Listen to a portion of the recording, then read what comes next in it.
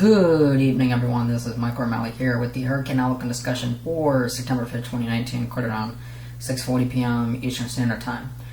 Hurricane Dorian is continuing its approach onto the Carolina coast, moving past South Carolina now, and the eye could get dangerously close here to some of the outer portions of North Carolina. Wilmington all the way up through the Outer Banks should be prepared for the direct effects of Hurricane Dorian's eye wall. The eye wall of Hurricane Dorian to approach there.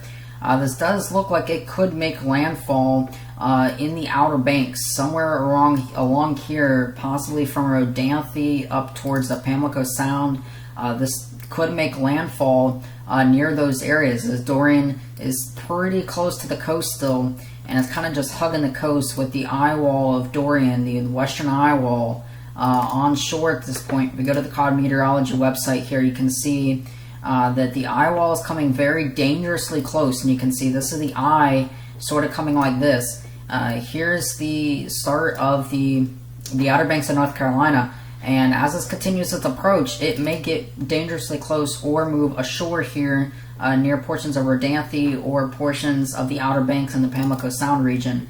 You can see very strong winds that are evident here passing near Wilmington, North Carolina at this point. If we go to the initial wind field of Dorian, you can see that Wilmington is now starting to approach that 50 knot, those 58 mile per hour winds or so. So that 50 knot wind radii that starts about the 58 miles per hour of sustained. This is sustained winds, not gusts. These are sustained winds. You can see that the sustained winds are getting really close here. This is of the 5 o'clock advisory.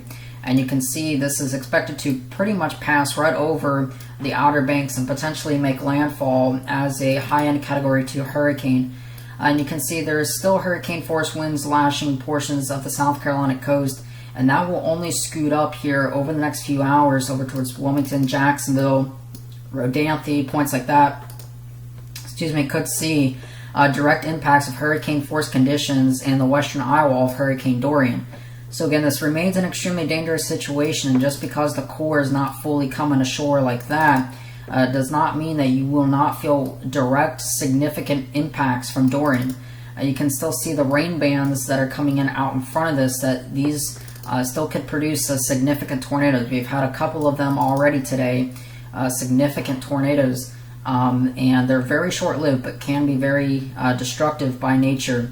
There's a ton of wind shear in this right front quadrant of the storm. There's a ton of wind shear. So again, it's a significant situation that is still unfolding for portions of South Carolina and North Carolina. And again, you can see the eye wall sort of seems to want to jog. The eye sort of seems to want to jog a little bit to the west. And if that happens, you could see greater impacts from that western eye wall across portions of North Carolina and the Outer Banks region. One other thing I wanted to point out is that there is a high risk for flash flooding. There is a high risk for flash flooding from South Carolina all the way North Carolina, the Outer Banks, Rodanthe, Wilmington, Jacksonville, North Carolina. All of those are on a high risk of flash flooding. And even on day 2, this is the day 2 graphic, there's still a high risk in the Outer Banks of North Carolina. So a dangerous situation setting up again. Go to the recon flights here and you can see there was a little bit of a jog northeast and then kind of moving back up like that. 962 pressure by aircraft reconnaissance. This is from tropicaltidbits.com. Just an FYI there. Again, you can see the hurricane force winds that will begin to scoot up near the coast, and later tonight conditions will only start to deteriorate. And you can still see tropical storm force winds extending almost all the way down to near Savannah, Georgia at this point. To near Savannah, Georgia at this point in time. And again, the impacts of Dorian will be continued to felt well inland. Heavy rain setting up, flash flooding a possibility, tropical storm force wind and wind gusts. And again, if you're right along the coast, that storm surge of 4 to 6 feet, of about 3 to 6 feet is going to be expected here along the Outer Banks as this initial wind field of Dorian kind of rotates onshore here, and that will just pile up the storm surge in these storm surge prone regions. So if you are in a storm surge warning, just note that there will be significant storm surge on the Outer Banks, Rodanthe, Wilmington even could see some storm surge from this system as well. So that is going to be that for Dorian. Again, we are still tracking other systems too. This system right here has become 94L, Invest 94L, which is expected to generally take a westward track, and we could see development somewhere in this region out in the next few days, but we'll get to that when and if that does happen.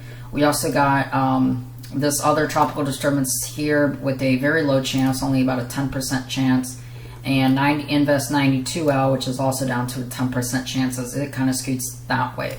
So our main focus right now is we're watching Invest 94L to see what development it might get, and then we are going to start to get into a very favorable period here, about a 4 to 6 week very active period, it does seem like, and that could set up the African wave train, and you could get these African waves that come off one after another and try to develop somewhere in this region.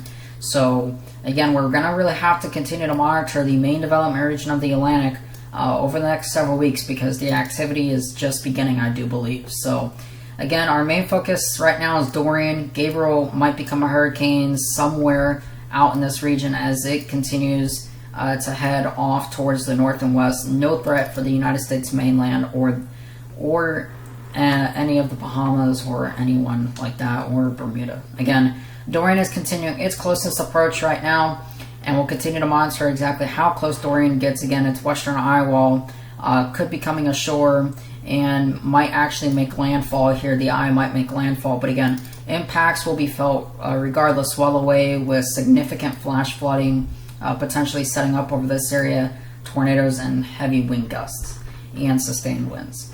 That is going to do it for me tonight. I hope you have a great rest of your evening. Be safe, everybody, and I will see you with another video update probably tomorrow. Have a good night.